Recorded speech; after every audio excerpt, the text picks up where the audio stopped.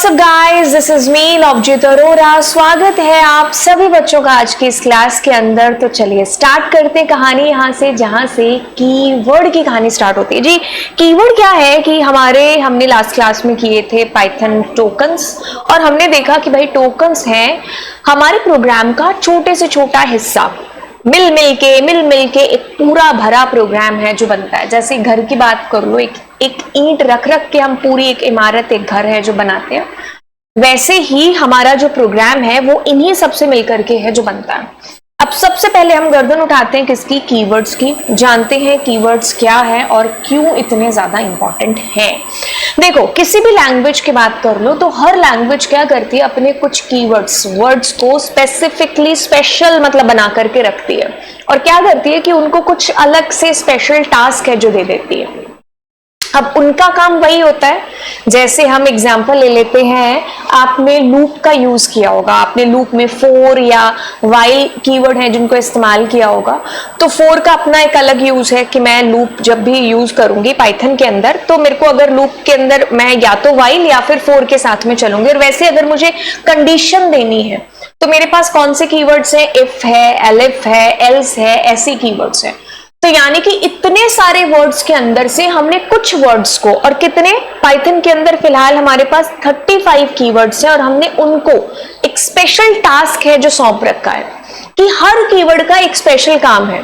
ठीक है, जैसे आप कह लो कि भाई हमारे कितने सारे हमारे इंडिया के अंदर लोग हैं, उनमें से कुछ लोग हैं जो आर्मी के अंदर हैं, है ना। उनको स्पेशल टास्क दे रखा है कि भाई तुम ये कर रहे हो, तुम ये कर रहे हो, तुम ये। एग्जाम्पल आप ले सकते हो अपने स्कूल का, क्या कितने सारे लोगों में से हमारे स्कूल के अंदर हायर है कुछ 100-200 टीचर, और हर टीचर का एक स्पेशल काम है कि तुम हिस्ट्री पढ़ाओगे, तुम इंग्लिश पढ़ाओगे, तुम ये करोगे, तुम ये वाला सब्जेक्ट है जो कराओगे। वैसे ही इतने सारे वर्ड्स के अंदर से कुछ वर्ड्स हैं जो स्पेशल हैं, ठीक है, जिनको स्पेसिफिक काम है जो पाइथन ने सौंपा है।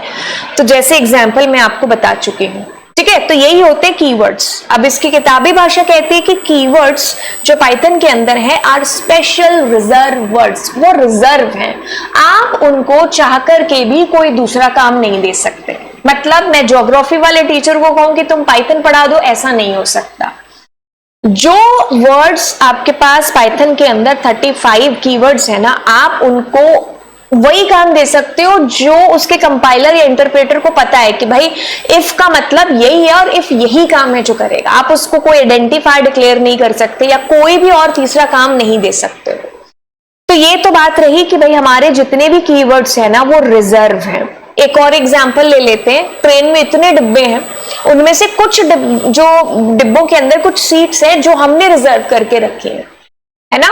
वही एग्जाम्पल आप ले सकते हो कि इतने सारे वर्ड्स में से 35 जो वर्ड्स हैं वो रिजर्व है पाइथन के थ्रू, और वही हमारे क्या है? कीवर्ड्स हैं। अब कहते हैं कि convey a special meaning to the compiler और इंटरप्रेटर। जो भी कंपाइलर या इंटरप्रेटर है उस लैंग्वेज का, उसको पता है उसका मतलब क्या है। जैसे अगर आप पाइचाम ओपन करके देखोगे, मान लीजिए मैंने एक कीवर्ड लिखा, मैंने लिखा यहां पर वाइल, ठीक है, या कोई भी कीवर्ड लिखा। अब जैसे ये वाले जो आइडियलीज होते हैं ना, जैसे जो हमारा पाइथन के साथ बाय डिफॉल्ट इंस्टॉल होकर के आता है, उसमें तो नहीं खैर, लेकिन जैसे हम स्पाइडर का यूज करते हैं या फिर हम जुपिटर नोटबुक या पाइचाम वगैरह का यूज करते हैं, तो उसमें जैसे मैंने ये वाइल यूज किया, अब मैं वाइल के ऊपर अपना पॉइंटर लेकर के जाऊंगी ना, तो ये मुझे इस तरीके से वाइल की पूरी डेफिनेशन बता देगा। जैसे for example let me use another keyword, मैं ट्राई का यूज करती हूँ। ट्राई के अंदर क्या होगा, देखो ट्राई की पूरी कहानी आपको आ गई। तो आप कीवर्ड्स को यहाँ पर ऐसे पढ़ भी सकते हो। अब वैसे मैं क्या करूंगी, यहाँ पर इंपोर्ट, एंड इंपोर्ट के बाद मैंने कीवर्ड किया, अब मैं प्रिंट, और जैसे मैं पूरे 35 कीवर्ड्स को कराना चाहूं प्रिंट, तो मैं KW लिस्ट है ना, उसके थ्रू अपने सारे कीवर्ड्स को प्रिंट करा सकती हूँ। तो it will be coming like this as a list के अंदर आपके पास आ जाएगा।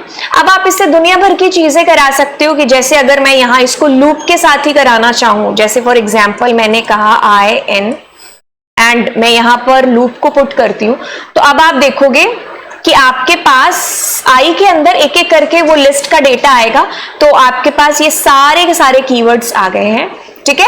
अब एक खास बात बताऊं तो जितने 35 कीवर्ड्स हैं उनमें से 3 कीवर्ड्स हैं जो फॉल्स, ट्रू और नन, जिनका first letter is capital. Other than that सब कुछ आपके पास स्मॉल के अंदर है, सारे कीवर्ड्स, है ना।